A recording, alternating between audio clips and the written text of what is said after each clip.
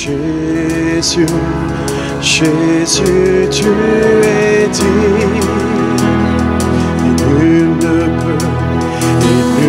ne peut t'adorer pour moi, pour tout ce que tu as fait pour moi. Non, nul ne peut t'adorer pour moi. Et le refrain dit, c'est ma louange, c'est ma louange, mon adoration. Reçois ma louange, mon adoration. C'est ma louange, mon adoration. Reçois ma louange, mon adoration. En disant Jésus, Jésus, tu es digne. Jésus, Jésus, tu es digne. Et nul ne peut t'adorer pour moi, pour tout ce que tu as fait pour moi. Non, nul ne peut t'adorer pour moi. La Bible dit que c'est chaque Israélite qui regardait au serpent d'airain pour ton œuvre achevée. C'est chacun qui lève les yeux vers la croix. Non, nul ne peut t'adorer pour. Oh, je le redis encore, pour ton œuvre achevée, pour ton œuvre achevée à la croix. Je lève mes regards et je dis non, nul ne peut t'adorer. Alléluia. Dans la salle plénitude, dans la salle vie, et le monde voit, c'est ma louange, c'est ma louange, mon adoration, reçois ma louange, ce que j'ai t'appartient, mon adoration, c'est ma louange, mon adoration, reçois ma louange, mon adoration. Hey, élevons nos voix, disons, c'est ma louange, mon adoration. Oh oui, reçois ma louange, mon adoration. Oh, disons, tu es exalté, oui, tu es exalté. Alléluia, tu es exalté. Oh, tu es acclamé, tu es acclamé. Oh, seulement les voix, tu es acclamé. Tu es acclamé. Tu es acclamé. Oh, pour tes hautes œuvres, tu es acclamé. Pour ton sacrifice achevé à la croix, plus besoin de sacrifice, plus besoin, tu es acclamé. Alléluia, alléluia, tu es acclamé. Tu es acclamé. Tu es acclamé. Amen. Est-ce qu'on peut dire je ne me tairai point? Accélérons un peu le rythme. Non, je ne me tairai point. Je t'adorerai toujours. Amen. C'est mon alliance avec Dieu tant que je respire et tant que je respire, je t'adorerai toujours.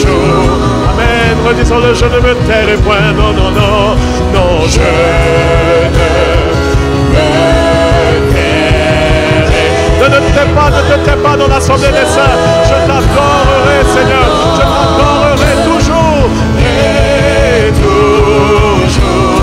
Et tant que je respire, je t'adorerai. Tant que je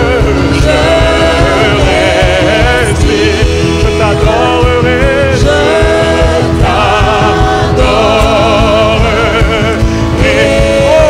Sans aucune gêne, sans aucune peur, sans aucune crainte, je ne me tairai point, disant, je ne me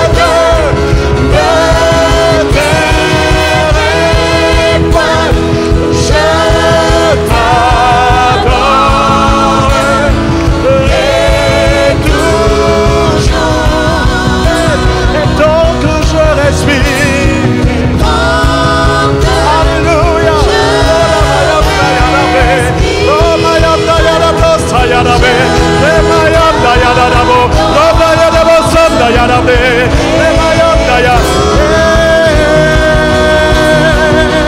C'est ma louange, les sacrifices de louange,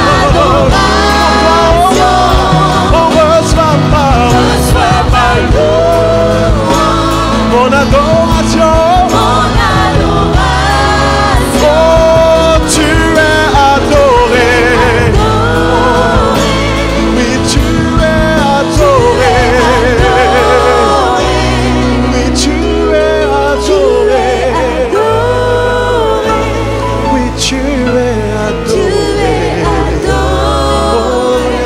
Sonda yana no yene bosheka yana nema, gloria na masonda yana rabe, gloria yana mama yana yana masonda yana bosheka yana, yana mayonde le brosa yana la bokoyonda yana bosheka yana. Oh, des fleuves jaillissent de ton sein maintenant pour adorer le roi des rois. Des fleuves coulent de ton sein. Des fleuves, laisse couler les fleuves. Laisse couler les fleuves, laisse couler les fleuves.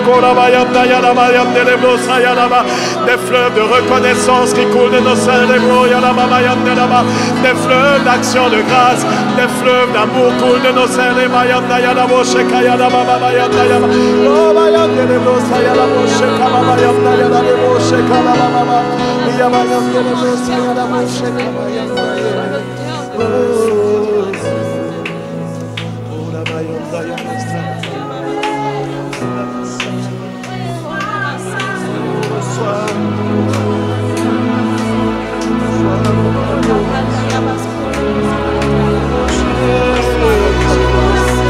Oh, nous t'adorons, Jésus.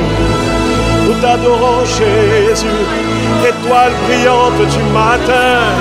Quand tu brilles à l'horizon de ma vie, tu annonces la fin de la nuit, tu annonces la fin des ténèbres, tu annonces la fin des troubles, tu annonces la fin des peurs et des craintes. Ô soleil de justice, avec la guérison sous ton aile, tu rayonnes dans nos vies. Oh, nous t'adorons, Jésus. Nous t'adorons, Jésus.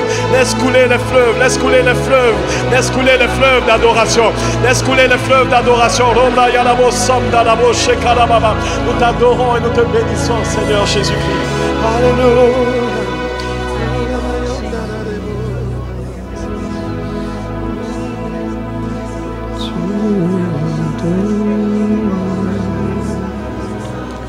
Tu es adoré, tu es adoré, tu es adoré, tu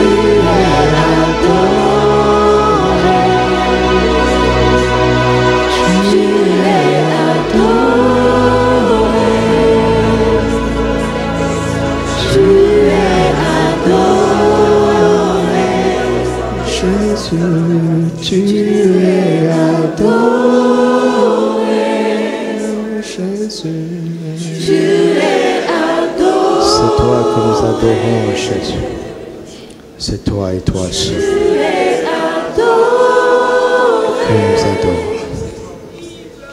Tu es constamment adoré au ciel. Tu es adoré au milieu de nous, Seigneur Jésus. C'est un seul nom que nous adorons, le nom de Jésus. C'est un seul nom que nous adorons, le nom de Jésus. Tu es adoré. Merci Jésus. Tu es adoré. Seigneur, cette adoration est pour toi et pour toi seul. Nous sommes heureux de pouvoir être conduits par l'Esprit pour t'adorer en vérité. Merci pour ta grâce en ce lieu, pour ta présence effective et pour ta parole de vie avec laquelle tu es venu nous rencontrer. Que ta voix nous atteigne en ce jour. Personne ne veut se cacher de ta présence. Si nous voulions nous cacher, nous ne serions pas venus ici. Nous sommes venus parce que nous voulons te rencontrer. Rencontre-nous par ta parole. Que ta voix retentisse. Toi dans le cœur de chacun. Et que celui qui a les oreilles entende ce que l'Esprit dit aux églises pendant ces moments. Au nom de Jésus, Amen. Alléluia. Gloire à Dieu. Amen. Nous sommes conviviales, sympathiques, n'est-ce pas? Alors nous souhaitons la bienvenue à chacun d'entre nous, mais à notre manière. Bienvenue au mois de la manifestation des pneumatikos. Que je change, hein? Ils m'ont demandé de changer de micro. Alors dis à quelqu'un, souhaite à quelqu'un la bienvenue au mois de pneumatikos. Bienvenue la sœur. Bienvenue. Elle est venue. Alléluia, gloire à Dieu. Nous allons parler de la voie par excellence. La voie par excellence, mais pour que le titre ne soit pas long, la voie par excellence, mais en réalité c'est la voie par excellence pour manifester le pneumatikos, le règne de l'Esprit. Alléluia. Vous voulez connaître la voie par excellence? Est-ce que quelqu'un veut connaître cette voie par excellence? 1 Corinthiens 12, verset 31. Vendredi, je méditais et le Seigneur m'a entretenu sur certaines choses. Parfois, il me pose des questions. Matthieu 4,4 dit quoi? L'homme ne vivra pas de pain seulement, mais l'homme vivra de quoi? De toute parole qui sort de la bouche de Dieu. Et Jésus est venu afin que ses brebis aient la vie et qu'elle l'ait en abondance. Jean 10, 10. Étant donné que la vie de Dieu nous parvient par sa parole, la vie abondante de Dieu nous parviendrait comment? Par l'abondance de sa parole. Amen. Et quand nous parlons d'abondance, nous ne parlons pas des sermons kilométriques ou de la multiplicité des séminaires, des prédications. Nous parlons de la qualité, de l'intensité du message, de l'évangile, de la parole de Dieu et finalement de la quantité. Dieu veut nous donner abondamment une parole de qualité. Amen. Il veut nous donner une grande quantité d'une parole de qualité. Pourquoi?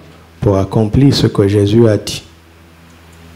Il est venu afin que nous, ses brebis, ayons la vie et que nous soyons dans l'abondance. Alléluia. Alors, il est bon que la parole de Christ habite en nous abondamment. Au-delà de cette réunion, il est bon que tu vives dans une atmosphère où tu es saturé dans le bon sens du terme de la parole de Christ. Alléluia. Et cela va transformer ta vie. Et cela va soulever ta vie. Amen. Des profondeurs vers les auteurs divines. 1 Corinthiens 12, verset 31 dit ceci. Aspirez à quoi? Vous avez vu ça? Il nous demande d'aspirer à quoi?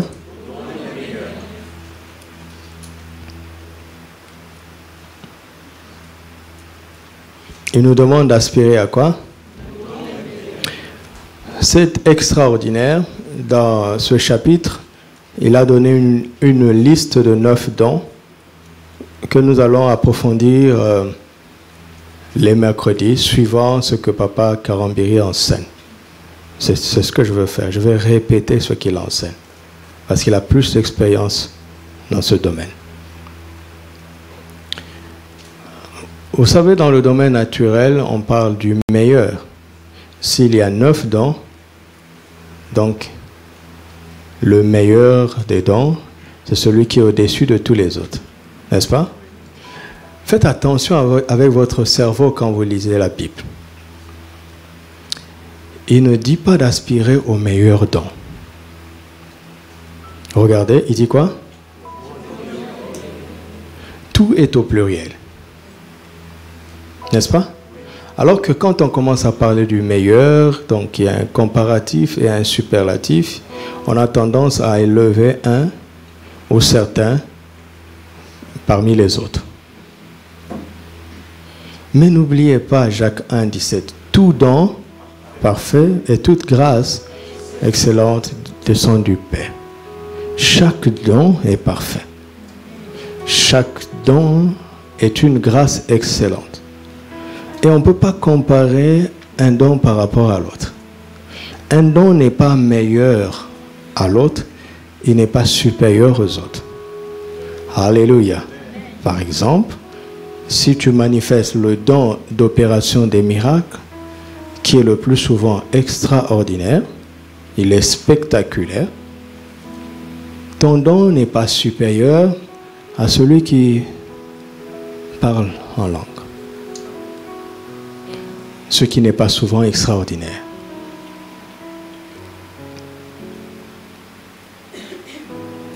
Et pour amener le peuple à la maturité, l'apôtre Paul, en fait, l'apôtre Paul n'a pas donné des dons à cette église. Il ne leur manquait aucun don. Mais il veut simplement les aider à faire bon usage de ce qu'ils ont reçu. Alors il dit, aspirez aux dons les meilleurs. En fait, il est question d'avoir la capacité de savoir quel est le don qui correspond dans une situation donnée à un moment donné. Alléluia. Je me suis amusé, entre guillemets, à juste observer comment Jésus a manifesté les dons spirituels. Parce qu'il est bon de parler des dons spirituels, mais je vous dis toujours, toute vérité dans la Bible doit d'abord être vérifiée par Jésus lui-même. Toujours, faites ça systématiquement.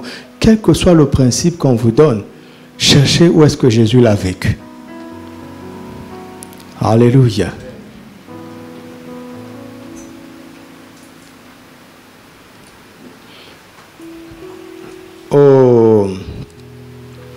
En Jean chapitre 1, Philippe va dire à un certain Nathanaël qu'il a trouvé le Messie. Et Nathanaël avait une connaissance scripturaire supérieure à celle de Philippe. Alors il se renseigne. Ce fameux Messie-là vient d'où? Tu as dit de Nazareth, oh pauvre Philippe. Peut-il venir de Nazareth quelque chose de bon? Regarde, si tu étais Jésus, quand Nathanaël va venir, je veux lui prouver que je suis le Messie. Je vais rapidement ressusciter 13 morts et demi.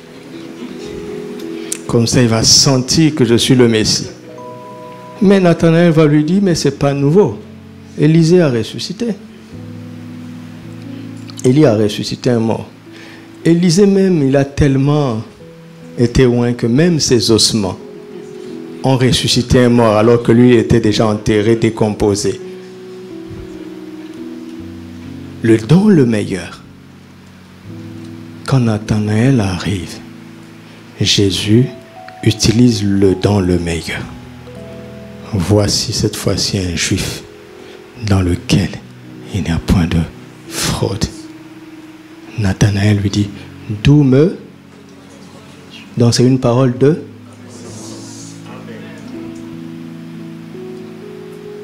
T'en fais pas. Hein? Imaginez-vous que Jésus a ressuscité Lazare, quelqu'un qu'on a enterré pendant 4 jours. Et il est ressuscité. Qui peut douter encore dans cette circonstance? Dis-moi, qui peut encore douter? Et pourtant, c'est pourquoi le Saint-Esprit distribue les dons à qui il le veut, comme il le veut. Écoutez-moi.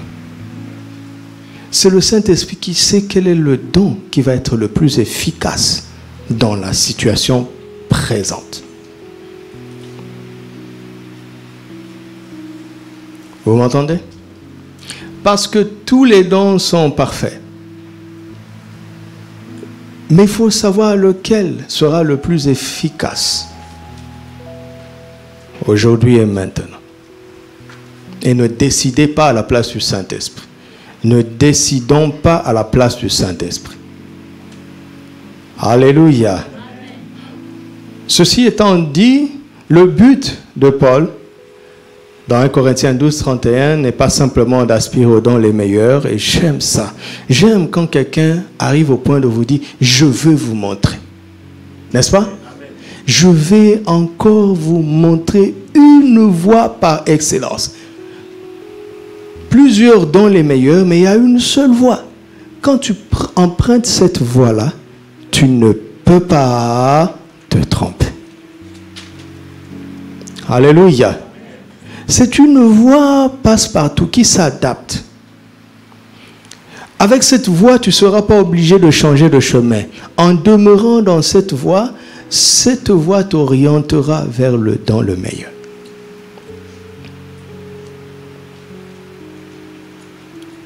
Et quelle est cette voie? Chapitre 13, verset 1er. Parce que quand Paul a écrit, il n'y avait pas de chapitre. N'est-ce pas? C'était une seule lettre.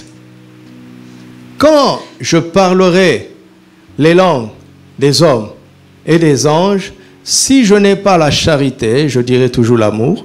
Si je n'ai pas l'amour, je suis un airain qui résonne ou une cymbale qui retentit. Quand j'aurai le don de prophétie, la science de tous les mystères et toute la connaissance, quand j'aurai même toute la foi, jusqu'à transporter les montagnes, si je n'ai pas l'amour, je ne suis rien. Et quand je distribuerai tous mes biens pour la nourriture des pauvres, quand je livrerai même mon corps pour être brûlé, si je n'ai pas l'amour, cela ne me sert de rien. Quelle est cette voie par excellence? L'amour.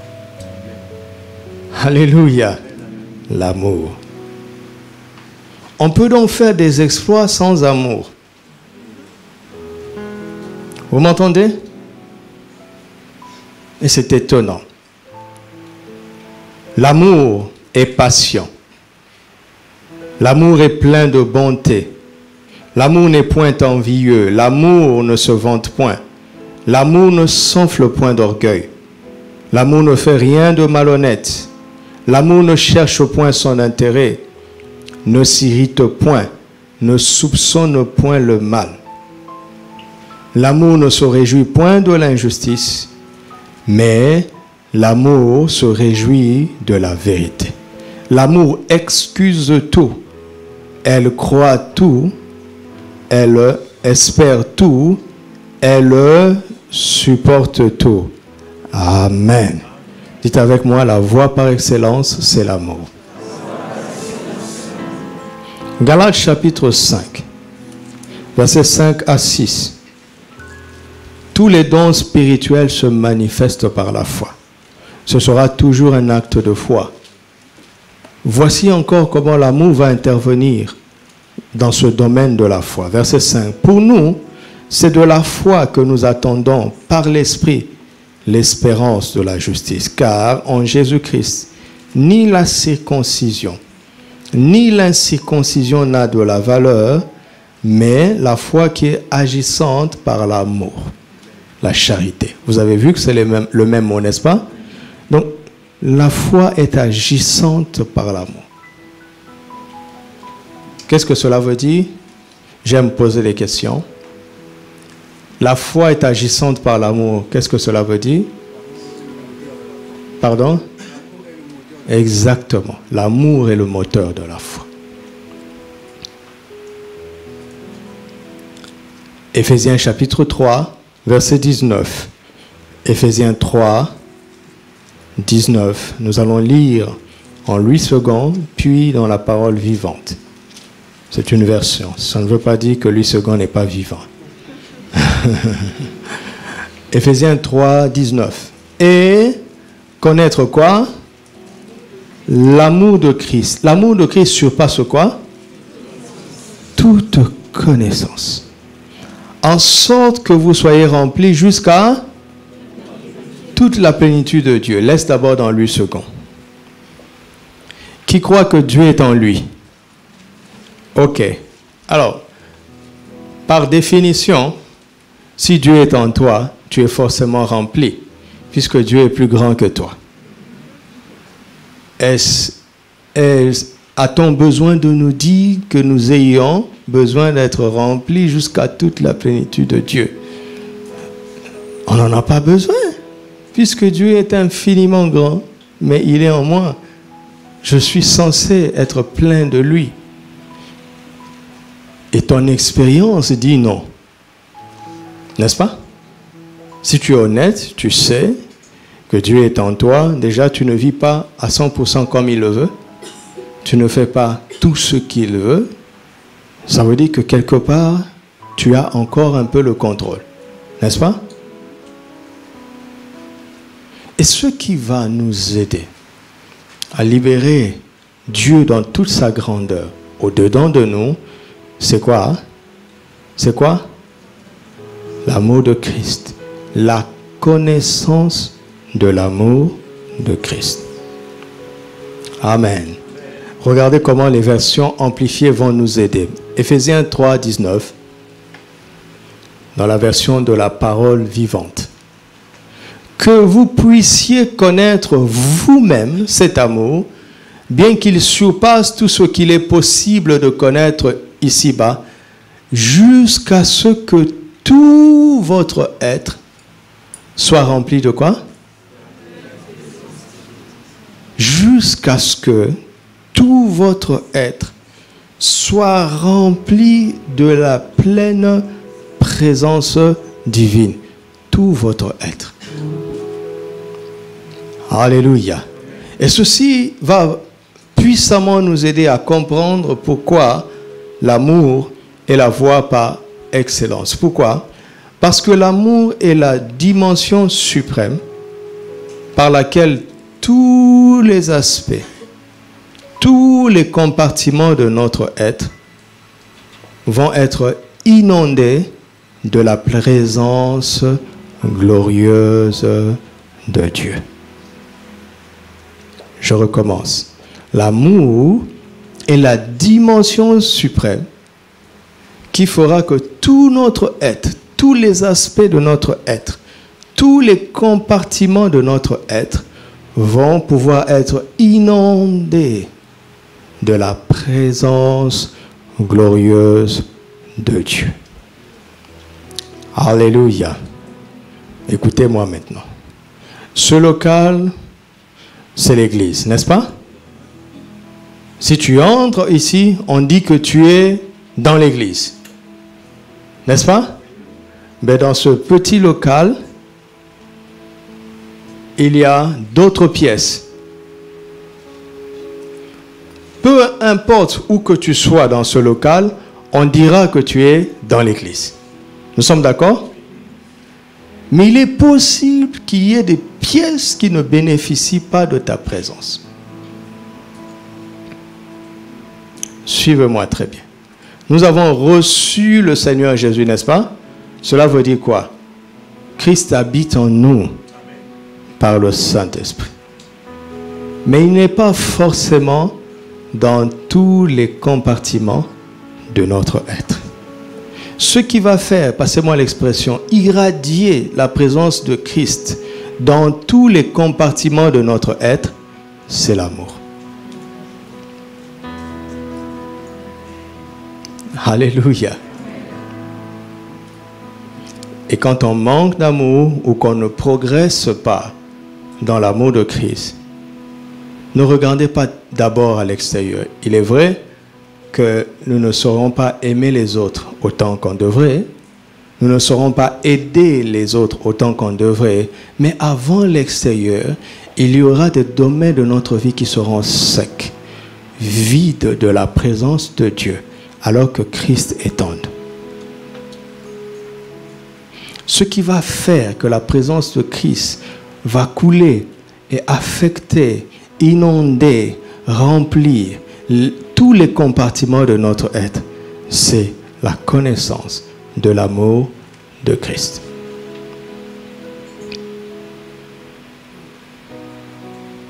Alléluia.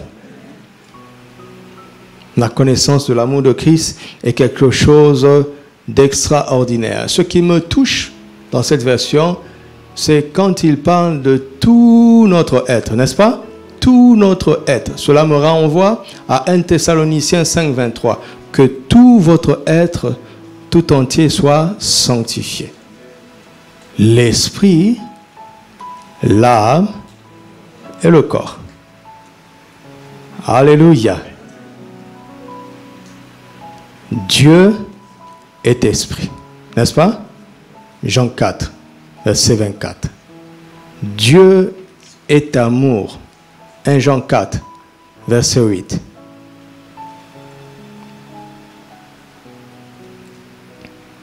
Et nous sommes le temple du Saint-Esprit. Dieu est esprit. L'esprit est en nous. Donc Dieu est en nous. Or Dieu est amour. Donc l'amour est en nous. N'est-ce pas? L'amour est en nous.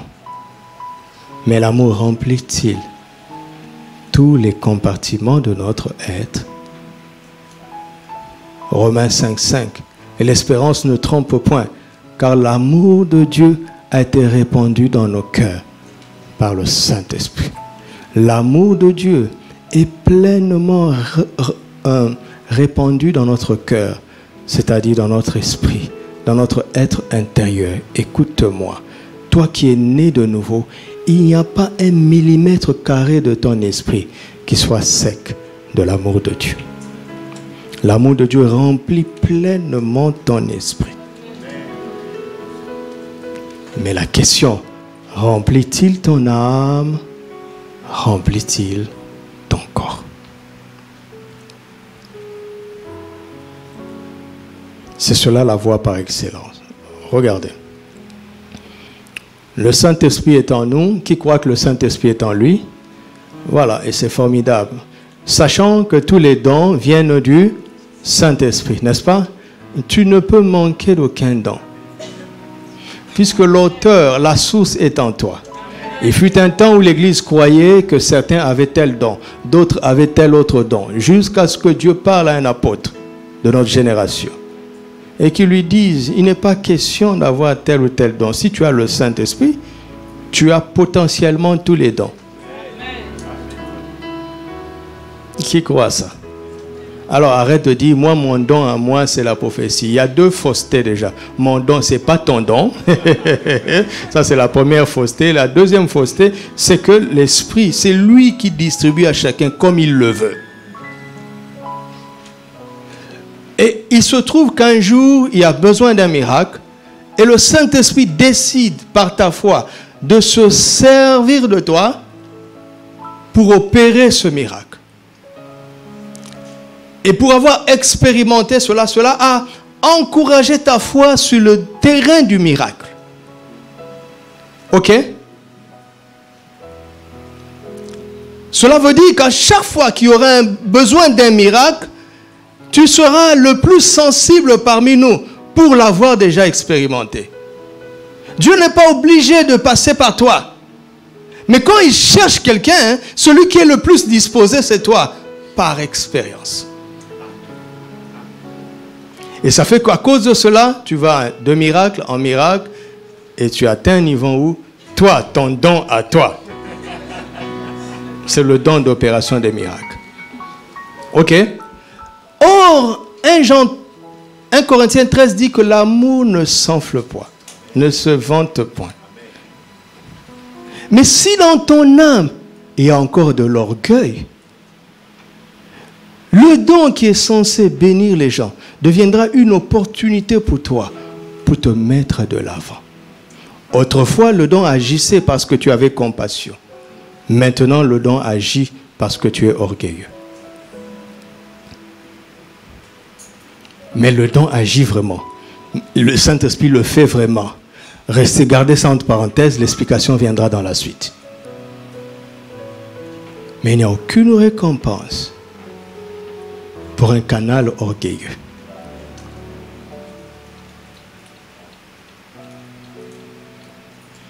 Pourquoi?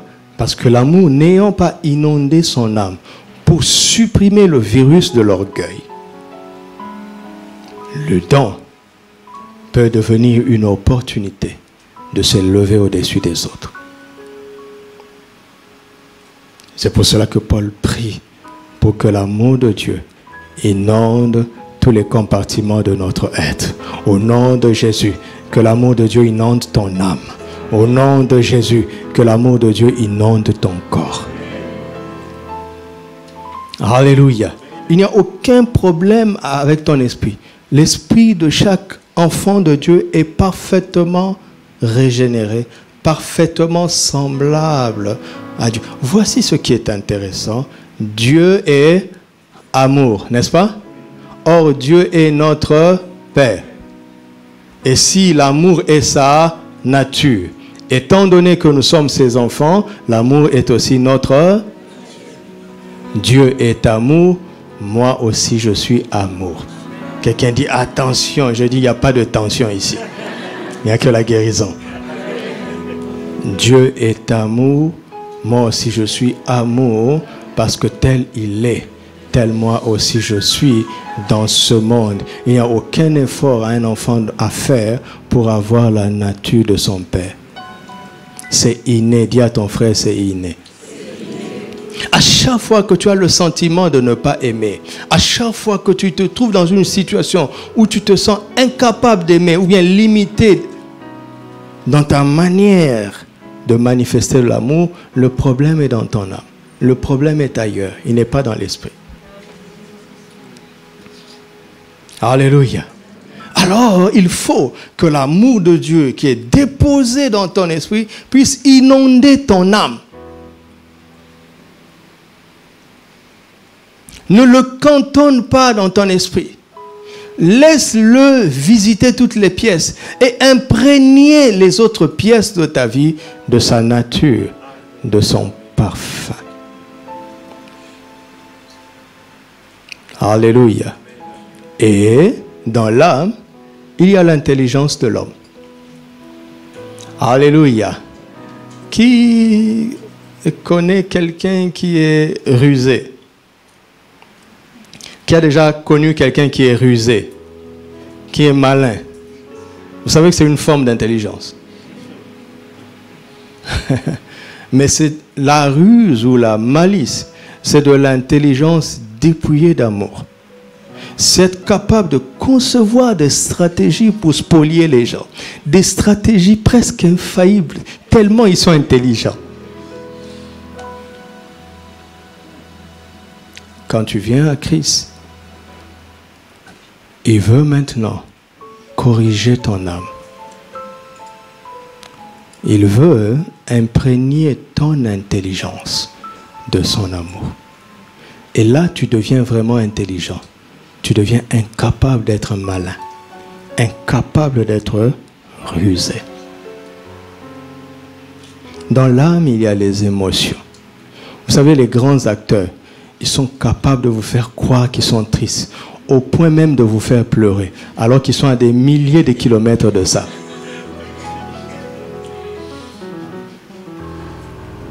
Mais quand on est plein d'amour, on ne peut pas tromper les gens. Les émotions qu'on montre sont authentiques. Ils correspondent avec la réalité intérieure. Donc, l'amour de Dieu veut aussi corriger nos émotions. Corriger nos émotions ne va pas seulement dans le sens de ce que je vous dis. Mais l'amour de Dieu veut te rendre capable aussi de montrer aux autres l'amour que tu ressens. Et le peuple de Dieu dit quoi?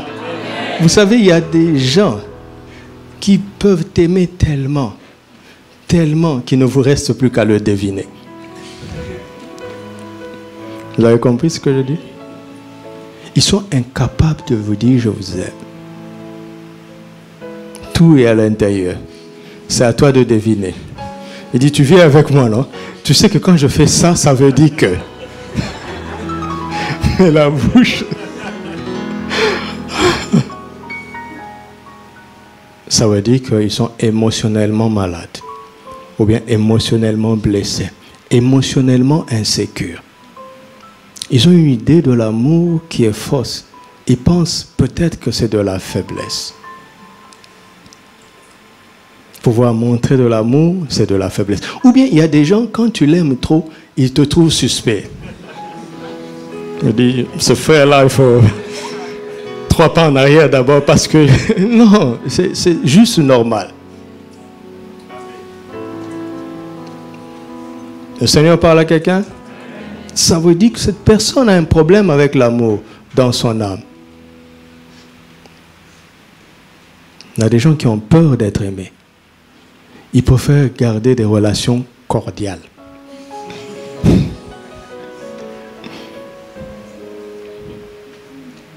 Et quelqu'un m'a dit un jour, pasteur, tu sais, il ne faut pas trop se rapprocher. Parce que plus on se rapproche, le jour où on se blesse, ça fait mal. Je dis, ah donc tu as le projet de blesser quelqu'un. Mais ne peux-tu pas réfléchir en l'envers? Et si on ne se blesse jamais?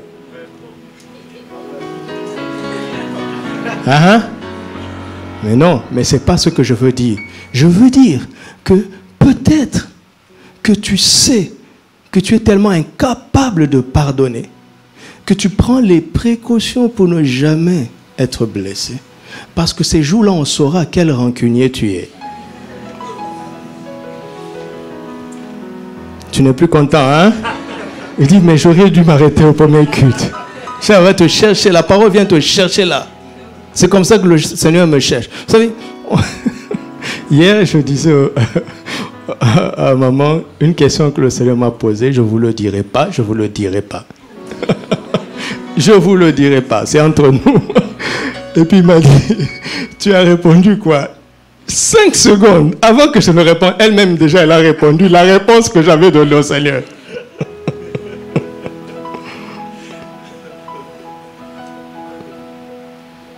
Quand une âme est blessée, l'amour de Dieu est cantonné dans l'esprit.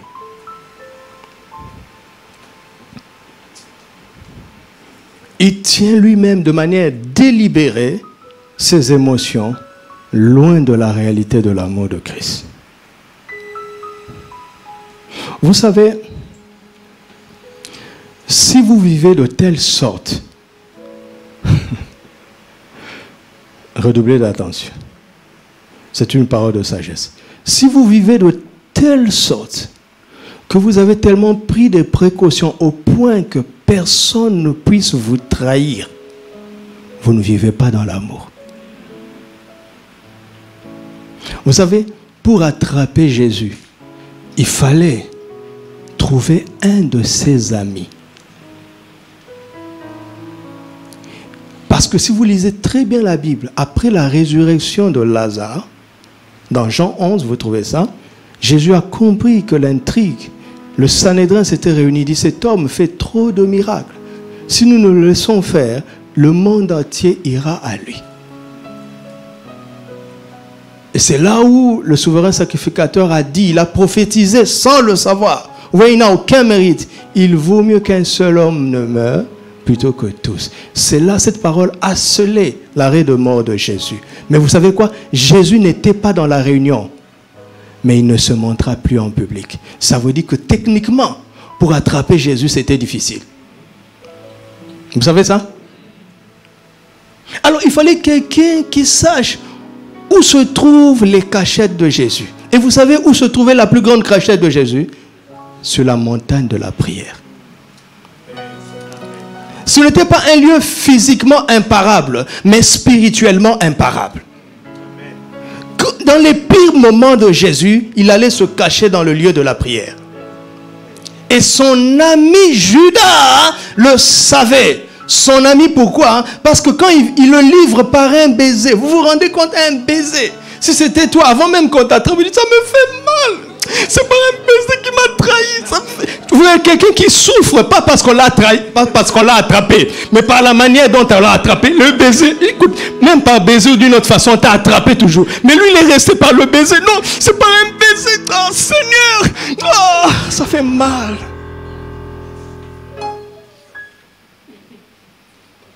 Et Jésus donne ce baiser-là.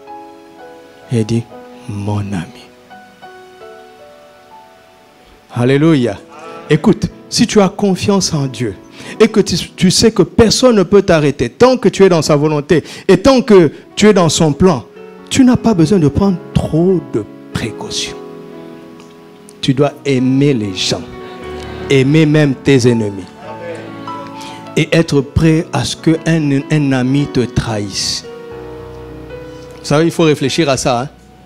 Il faut pardonner tes éventuels traîtres avant même qu'ils n'osent le faire. Quelqu'un reçoit ça? Non, je sais comment tu penses. Tu dis non, je vais prier pour eux pour qu'ils ne trahissent jamais parce que la trahison n'est pas une bonne chose. Non, non, ta prière là, quand on regarde à l'intérieur, c'est pas que tu veux son bien. Mais 3 points de suspension, tu as compris. Il faut vivre de telle sorte que s'il y a quelqu'un qui doit trahir quelqu'un, c'est quelqu'un d'autre, c'est pas toi. Et si Dieu permet que quelqu'un te trahisse, ça veut dire que c'était bien qu'il te trahisse. Vous n'aimez pas ça, hein? Donc je vais continuer dans cette direction. Je vais enfoncer encore. Regarde, c'est tellement illusoire de vivre de telle sorte qu'il n'y arrive plus jamais de problème. C'est une peine perdue. Il faut simplement se préparer au cas où le problème arrive. Non?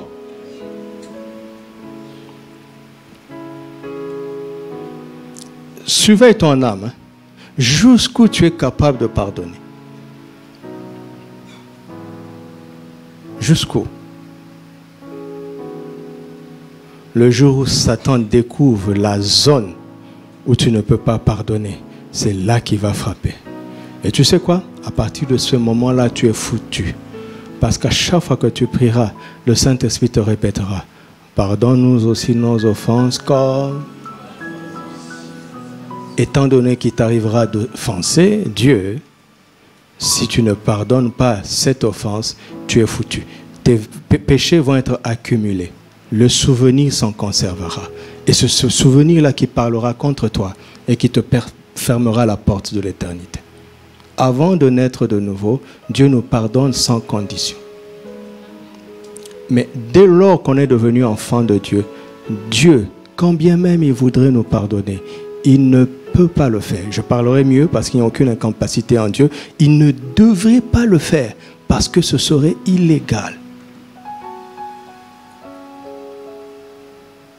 Ce serait illégal que Dieu pardonne à quelqu'un qui refuse de pardonner. Puisque le pardon qu'il nous a accordé est infiniment grand. Si nous refusons de pardonner des petites choses, il serait illégal pour Dieu de nous pardonner quand nous refusons d'accorder le pardon. Surveille ton cœur. Alléluia. Vous savez, il y a des gens qui ont le don de descendre le feu du ciel, n'est-ce pas? Mais ceux qui? Répondez, ceux qui? Il y a des gens qui ont le don d'envoyer le feu. Ceux qui? Sur leurs ennemis. Ils ont une capacité surnaturelle qui est au service de leur méchanceté. C'est tellement grave que de mettre le Saint-Esprit au service de ta méchanceté. Si tu continues, tu vas payer un jour, car le Saint-Esprit est un feu dévorant. Un jour, tu vas payer. C'est pour ça que l'amour est la voie par excellence. Alléluia. Dans notre âme, il y a aussi nos pensées. Nos pensées sont stockées dans nos âmes. Regardez, si tu es encore capable d'entretenir des pensées qui sont loin de l'amour, ça veut dire que ce compartiment de ton être n'est pas encore inondé de l'amour de Dieu. Alléluia. Dans notre âme, il y a aussi la mémoire, là où se trouvent les souvenirs.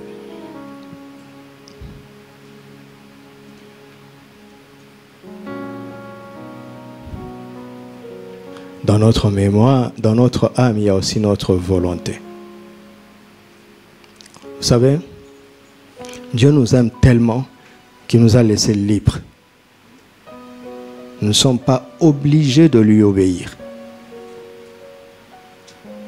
Et nous ne sommes pas non plus obligés de désobéir. Mais nos décisions seront l'expression de ce que nous aimons. Alléluia. Tant que ton âme, la chambre de la volonté dans ton âme, n'est pas inondée de l'amour de Dieu, il te sera facile de choisir ce qui déplaît à Dieu. Vous m'entendez? Est-ce que vous m'entendez? Vous voyez que l'amour de Dieu, si tu es sincère, tu te rends compte qu'il y a des zones où l'amour de Dieu n'est pas encore entré dans ton être. Alléluia. Et quand l'amour de Dieu inonde ton corps, ça devient encore extraordinaire. Les gens rentrent en contact avec Dieu simplement en te touchant physiquement. Comme c'était le cas de Jésus et des apôtres. Cela est arrivé à Pierre. Cela est arrivé à Paul. L'amour a tellement envahi tout l'être de Jésus qu'il en est devenu l'incarnation. Quand tu touchais son corps physiquement par la foi, tu entrais en contact avec l'amour de Dieu. Alléluia. Alléluia.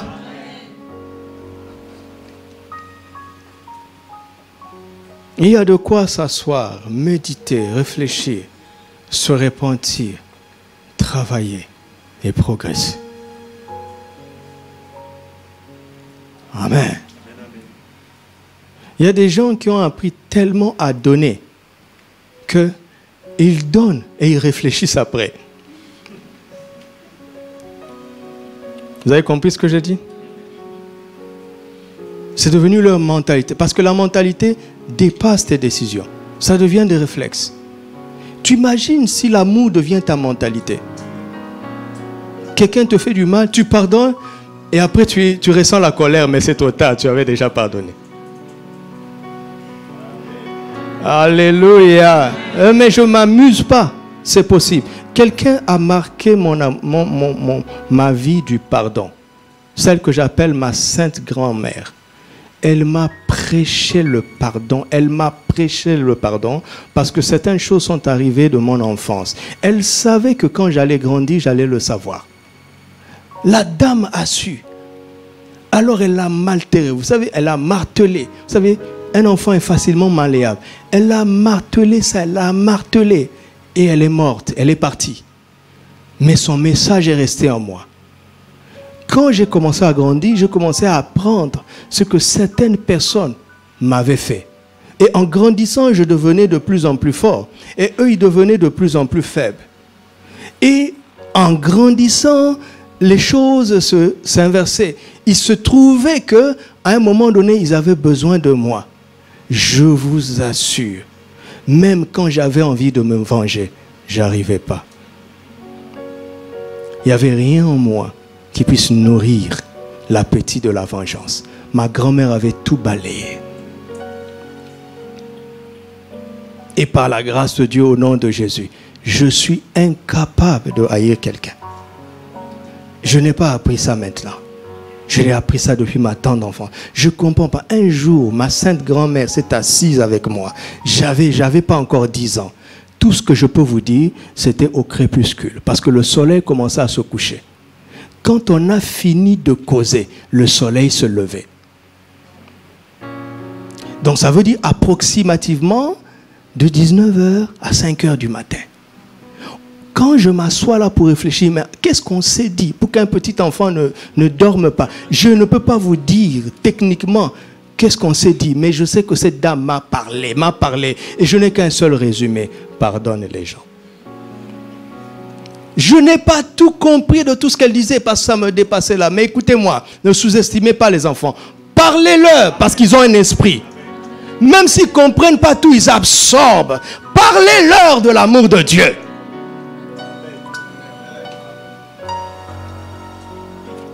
Et des années plus tard, on apprendra les torts que cette dame a subis et le pardon qu'elle a accordé.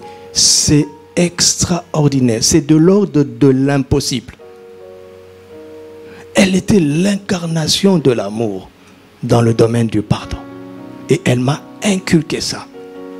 Instruis l'enfant sur la voie qu'il doit suivre. Quand il sera vieux, je vous promets qu'il ne s'en détournera pas. Alléluia. Alors, comment est-ce que ça fonctionne? Dis à quelqu'un, comment est-ce que ça fonctionne? 1 Corinthiens chapitre 8. 1 Corinthiens 8, versets 1 à 3. Pour ce qui concerne les viandes sacrifiées aux idoles, nous savons que nous avons tous de la connaissance. Oubliez ça maintenant, regardez la suite, le principe. La connaissance enfle, mais la charité, l'amour édifie. Ça veut dire quoi? Plus vous accumulez de la connaissance, plus vous êtes sujet à l'orgueil. Plus vous accumulez de l'amour, plus vous êtes sujet à édifier. Amen. Verset 2, écoutez ça. Ça, c'est une de mes phrases favorites dans la Bible. Si quelqu'un croit savoir quelque chose, lisez la suite. Il n'a pas encore connu comme il faut connaître. Qu'est-ce que cela veut dire? Je vais accélérer. Lorsque quelqu'un prétend savoir, il vient de faire étalage de son ignorance. J'ai dit quoi?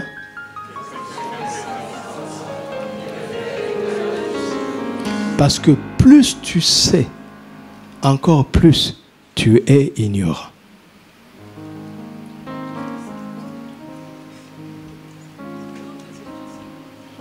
Pardon?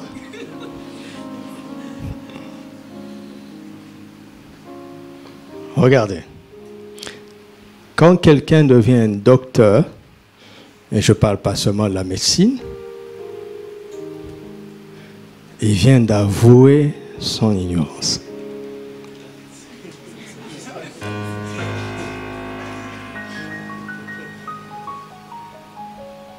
Quand quelqu'un dit qu'il est docteur en quoi? Donnez-moi. Non, changez aussi de domaine. En droit, il vient d'avouer son ignorance dans les autres domaines.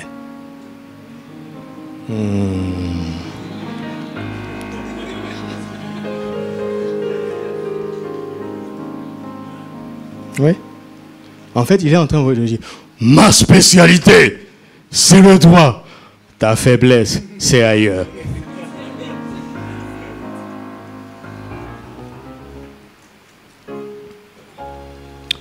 Et s'il est sincère, bien qu'étant docteur en droit, vous savez, un docteur en droit est plus conscient que nous de l'inefficacité du droit humain.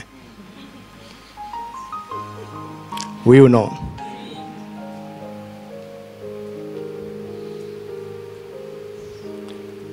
Quand tu as un problème, tu penses recourir à un avocat, mais lui connaît les méandres de la loi qui feront qu'un avocat ne peut rien.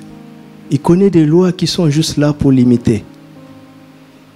Ça ne résout pas le problème. Mais il a de la connaissance. Attention, il a une grande connaissance, mais qui lui montre qu'il est tellement ignorant. Tant dans son domaine qu'il approfondit, et dans le reste qu'il a mis de côté. Plus vous évoluez dans la science, au début on est généraliste, d'accord? Après on choisit un domaine. Quand on progresse dans le domaine, on voit qu'il y a plusieurs parties dans le domaine. On laisse tomber les autres, on choisit un domaine. Quand on approfondit, on voit que dans ce domaine-là, il y a encore plus. On laisse, ça veut dire que plus on avance, plus on voit qu'il y a beaucoup de choses qu'on ne sait pas.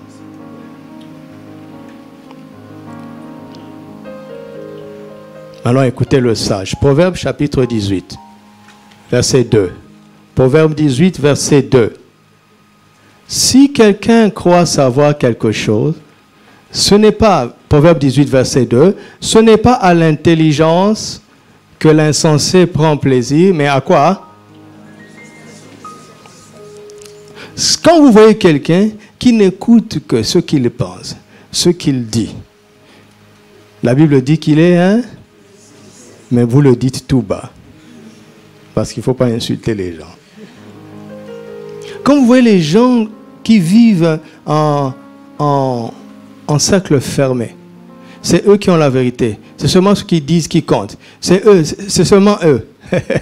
Ce sont des insensés. Ils n'écoutent plus les autres. Hein. Proverbe 26, verset 12. Ça, c'est encore plus explicite. Si tu vois un homme qui se croit sage, lisez la suite. Ça veut dire quoi? Un insensé sera plus utile que lui.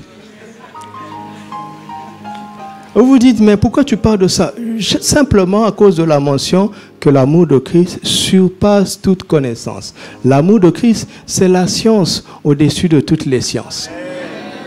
En fait, c'est un raccourci. Vous avez compris? C'est un raccourci. Et c'est ce qui fait que dans ce raccourci-là, quand il n'y a plus de vin, tu peux contourner les viticulteurs, hein? Les brasseurs, les œnologues, et passer des vases remplis à un vin de première qualité.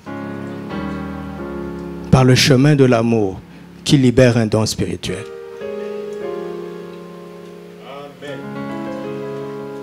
Si vous aimez les raccourcis, voyons au moins un raccourci. Le raccourci de l'amour.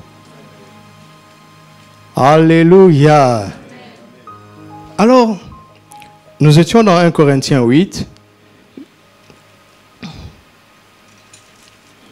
Recommençons au verset 2. Si quelqu'un croit savoir quelque chose, il n'a pas encore connu comme il faut connaître. On en a déjà parlé. Maintenant, regardez le verset 3. Mais si quelqu'un aime Dieu, celui-là connaît Dieu. Si quelqu'un aime Dieu, celui-là connaît Dieu. Si quelqu'un aime Dieu, celui-là est connu de lui. Qu'est-ce que cela veut dire? Si quelqu'un aime Dieu, Dieu le connaît.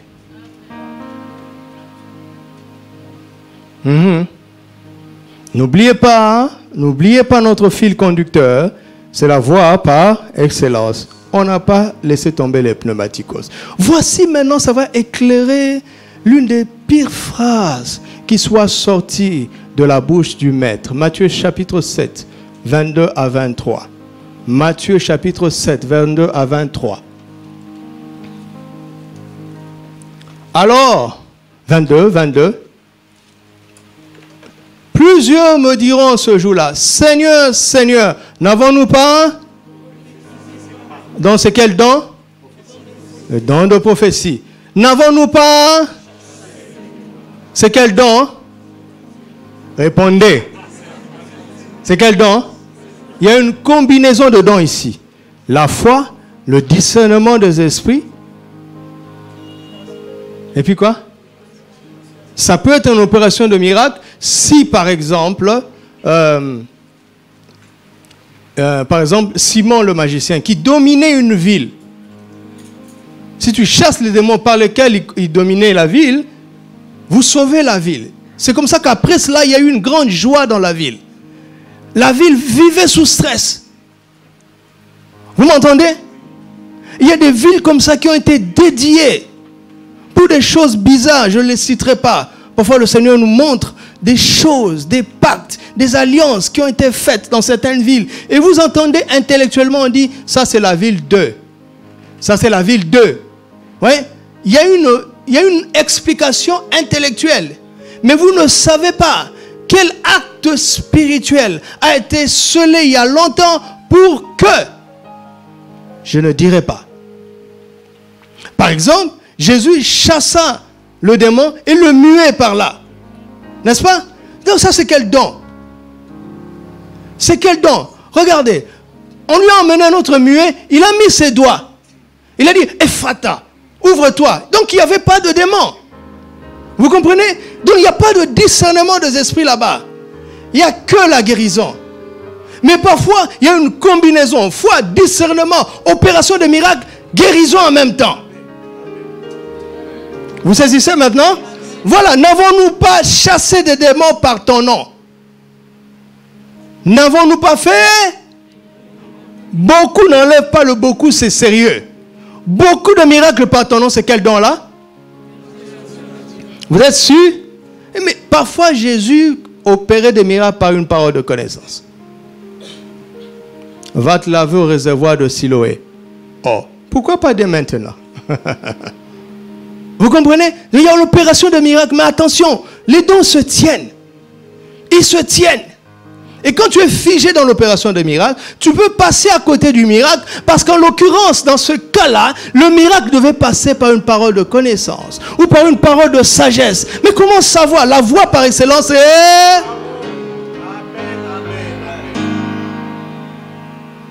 Il n'y a pas une école où on te dit, pour faire les miracles, il faut faire. Il n'y a pas ça. Mais l'école de Christ, c'est l'école d'amour. Quand tu laisses l'amour remplir ton cœur, tu ne sais pas comment tu sais que ça doit être comme ça. Et tu ne fais pas de doctrine. Si tu as guéri quelqu'un par un foulard, tu oublies le foulard après. Parce que c'est l'amour qui t'a donné ce discernement. Mais vous voyez, quand les traditions s'installent, l'amour s'en va. Et l'orgueil prend place. Vous avez vu? Toute la quantité de dons que ces gens-là ont exercés. Vous voyez ça? Est-ce que vous suivez ça avec moi? Écoutez maintenant la réponse du Seigneur. Alors je leur dirai ouvertement, je ne vous ai... Oh! Y a-t-il ici sur terre quelqu'un que Jésus n'ait jamais connu? Répondez. Jésus peut-il se tenir devant quelqu'un et dire, mon frère, s'il te plaît, comment tu t'appelles? Est-ce qu'il peut faire ça? Bien sûr que non. Alors qu'est-ce que ça veut dire? Ça veut dire que ça maintenant c'est un langage de l'écriture. Il ne faut pas le comprendre avec le français. C'est un langage de l'écriture. Et voici le code se trouve dans 1 Corinthiens 8, 3. Si quelqu'un aime Dieu, celui-là est connu de lui. Si Jésus dit qu'il ne t'a jamais connu, ça veut dire quoi? Tu ne l'as jamais aimé, même pas un petit peu. Waouh! Vous comprenez ça? Il n'a jamais aimé Jésus. Jésus n'est pas contre les miracles, hein? Mais il est contre les gens qui se servent de son nom pour se faire voir, pour se faire valoir. Dans leur cœur, il n'y a pas d'amour du tout. Il n'y a pas de compassion.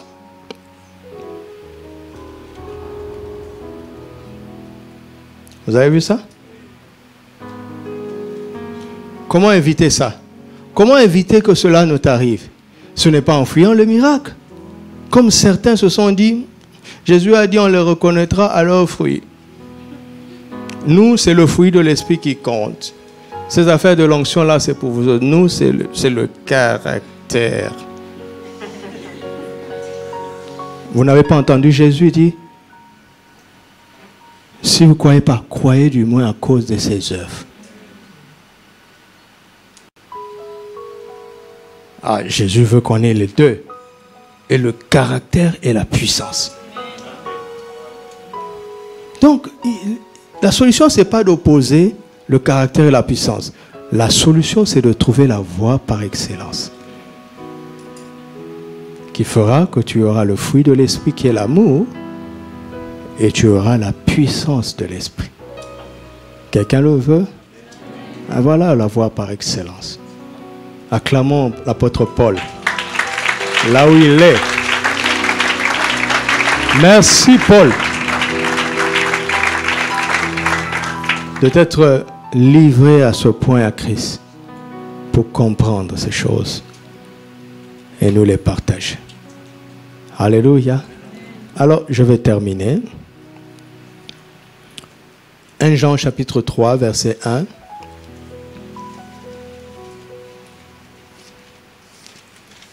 « 1 Jean 3, verset 1 dit, « Voici quel amour le Père nous a témoigné pour que nous soyons appelés, et nous le sommes. » Non, nous le sommes. Hein? Il n'y a point de doute, n'est-ce pas? Matthieu 17, 5. Matthieu 17, 5. Comme il parlait encore, une nuée lumineuse les ouvrit, les couvrit, et voici, une voix fit entendre de la nuée ces paroles. Celui-ci est mon enfant bien-aimé, mon fils, en qui j'ai mis. Alors, écoutez-le. Voyez quel amour Dieu nous a aimés pour que nous soyons appelés enfants de Dieu. Mais la déclaration ici, c'est que Jésus est fils de Dieu. Il est dans la maturité. Alors, notre dernier texte, 1 Corinthiens 13, à partir du verset 8. 1 Corinthiens 13, verset 8. La charité ne périt jamais. Les prophéties prendront fin. Les langues cesseront. La connaissance, mais l'amour ne périt jamais. Vous voyez ça? Car nous connaissons en partie et nous prophétisons en partie. C'est pour ça que nous ne pouvons pas dire que nous savons. Parce que ce que nous savons est peu. Mais quand ce qui est parfait sera venu, ce qui est partiel disparaîtra. Écoutez-moi, lorsque j'étais enfant, je parlais comme un enfant, je pensais comme un enfant, je raisonnais comme un enfant. Ces trois dimensions-là sont les facultés de l'âme.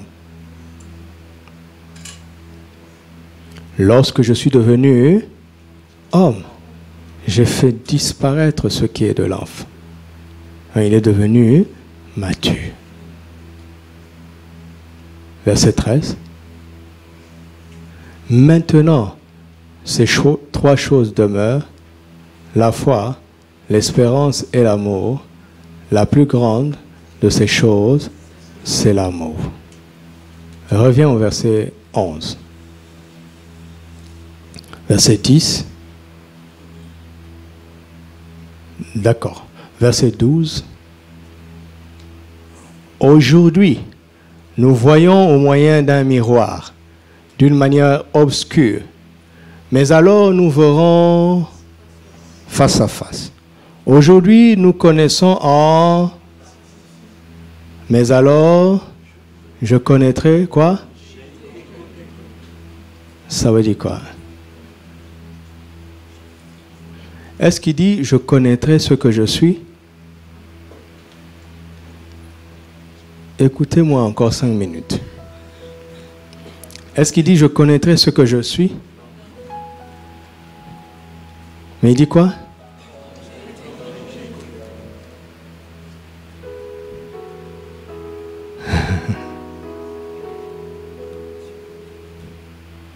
Comme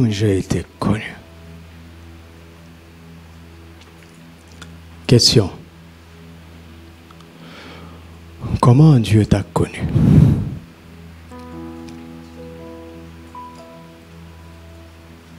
Quand Paul dit que l'amour est la connaissance qui surpasse toute connaissance, c'est parce qu'il dit l'amour fait déjà que tu es quelqu'un que Dieu connaît. Ça, on l'a déjà dit, n'est-ce pas? Et l'amour va plus loin et te montre comment tu as été connu. En fait, l'amour te donne une information de plus en plus précise de toi-même. Au lieu de connaître la science à l'extérieur, tu découvres qui tu es, mais ça c'est faible. Tu découvres comme tu as été connu. Alléluia. Je veux par exemple vous donner un exemple. Il faut qu'on revienne dans des choses assez légères pour que notre esprit s'ouvre. C'était en quelle année, frère Jean-Christophe? Il ne sait pas de quoi je fais allusion. C'était en 2004. Il y avait un camp du GBU. Je ne l'avais jamais rencontré. Et nous étions là. Moi, j'étais un simple participant du camp. Et on essayait de prier. On essayait de louer le Seigneur. Jusqu'à ce qu'un jeune homme tout frêle de 19 ans se mette au piano et que l'atmosphère change. Ce jeune homme, c'est Papa JC aujourd'hui. Il avait 19 ans, tout frêle. Et comme par hasard, son piano était juste là où j'étais assis. En 2004, je ne suis pas pasteur. Je ne suis rien du tout. Un simple étudiant comme lui. Et sous cette onction, l'Esprit m'a parlé. Il m'a dit ce que je lui ai déjà dit, je ne vous dirai pas. Mais il m'a dit, vous servirez ensemble dans cette nation. Servir Dieu. J'ai d'abord oublié lui. J'ai écouté seulement la fin. Tu dis, te servir ici. Donc j'ai commencé déjà mon palabre avec Dieu. Il dit, oui, je l'ai dit. Et avec lui, ça je lui ai jamais dit. Jusqu'à ce que 3 ans plus tard, on soit en train de servir Dieu. Ça c'est comme ça que je l'ai connu. Vous avez compris? Vous avez compris? Maintenant, il est question d'être connu de Dieu. N'est-ce pas? Là, je vois que la tension est revenue. Puisqu'il est question d'être connu de Dieu, non. Regardez, la promotion de l'amour fait que ce n'est pas que tu es connu par un roi. Ah, est-ce que vous entendez ça? Je vais vous donner un exemple. Imaginez que nous soyons ici. Vous voulez encore un exemple? Nous soyons ici. Il y a 22 millionnaires parmi nous. Non, ce n'est pas une prophétie. Retire ton amen là. On ne s'amuse pas avec ça. Ce n'est pas une prophétie. C'est un exemple. Non, il ne faut pas s'amuser. Donc il y a 22 millionnaires parmi nous, 35 milliardaires parmi nous, et un pauvre misérable qui est là aussi. Et Sa Majesté entre. Admettons que ce pauvre-là s'appelle Adrien. Sa Majesté entre, il va droit vers le pauvre et dit, Adrien, comment ça va? Dites-moi. Et Sa Majesté sort sans saluer les autres. Dites-moi, qu'est-ce qui va se passer dans la salle? Tout le monde voudra devenir l'ami d'Adrien, n'est-ce pas? Parce qu'il est connu par le roi. Bien qu'étant un pauvre misérable. Parce qu'ils savent. Ils savent. Tu as reçu, hein? C'est bien, tu as reçu, c'est bien. Tu as reçu, c'est bien. Continuons. Vous imaginez maintenant être connu de Dieu, mais ça me donne envie d'être rempli d'amour. Parce que quand on dit aux chrétiens, il faut pardonner, il faut aimer, ils vivent ça comme un fardeau. Hey, c'est un secret puissant. Alléluia. Tu imagines dans le concert de l'univers, Dieu vient, il considère personne, mais il vient et te tient par la main. Il dit, je te connais par ton nom. Tu as dû prier à mes yeux parce que je... Donc, il est question d'être connu de Dieu, n'est-ce pas? Comment Dieu nous a connus.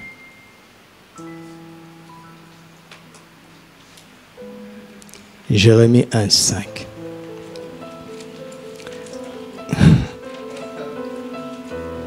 Affiche.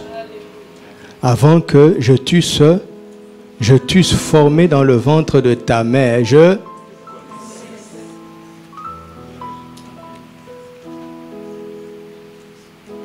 Dieu ne te connaît pas quand tu commences à prophétiser, puisque tu veux maintenant te valoriser par le don. Vous voyez ça? Avant que tu fusses sorti de son sein, je t'avais... Est-ce qu'il y a quelqu'un qui est vivant ici sur la terre? Est-ce qu'il y a quelqu'un qui est vivant, qui a pu naître et vivre et être là aujourd'hui? C'est parce que ton programme était déjà fini. Ta cérémonie de consécration a déjà été faite. Ton investiture a déjà été faite. Ton établissement a été fait. Et par qui? Pas par les anges. Les anges n'étaient pas. Par Dieu lui-même. Tu es un produit fini.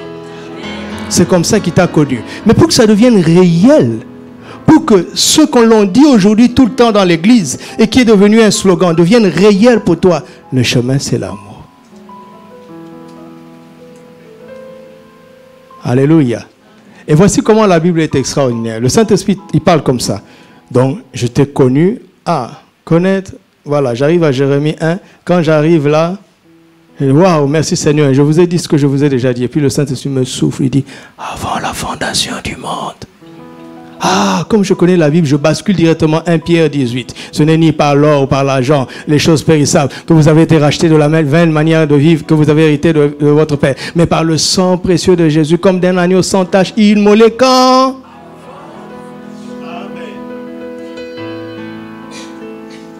Donc Dieu ne t'avait pas connu quand tu as été conçu dans le ventre de ta mère. Il ne t'a pas connu quand tes parents se sont mariés. Il ne t'a pas connu quand ton arrière-grand-père a vu le jour. Il ne t'a pas connu quand Adam a été créé. Alléluia! Il t'a connu bien avant ça. Et quand il te considérait avant toute chose, il me dit, mais quel prix je veux donner à cet être? À cet être chéri, quel prix? Tout l'argent du monde? Voilà. Tout l'or du monde? Non, cet être-là, il vaut simplement le sang de mon fils.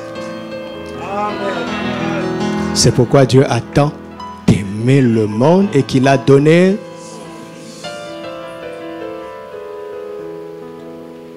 afin que quiconque croit en lui ne périsse pas. Tu reviens maintenant dans l'évangile. Tout ce qui veut tuer les gens, tu deviens l'instrument pour arrêter ça. Si c'est l'ignorance, tu as une parole de sagesse. Tu as une parole de connaissance. Si c'est une maladie, tu as une parole de guérison. Si c'est un problème spirituel, tu as un don d'opération de miracle. Si c'est une limitation de la technologie, tu as le don d'opération de miracle. Est-ce que vous m'entendez? Si c'est un langage qu'on n'arrive pas à décrypter, tu as la diversité de langues. Alléluia. S'il est question d'édifier, d'exhorter, de consoler et de révéler l'avenir, tu as la prophétie. Alléluia. Tout ça, la voix par excellence.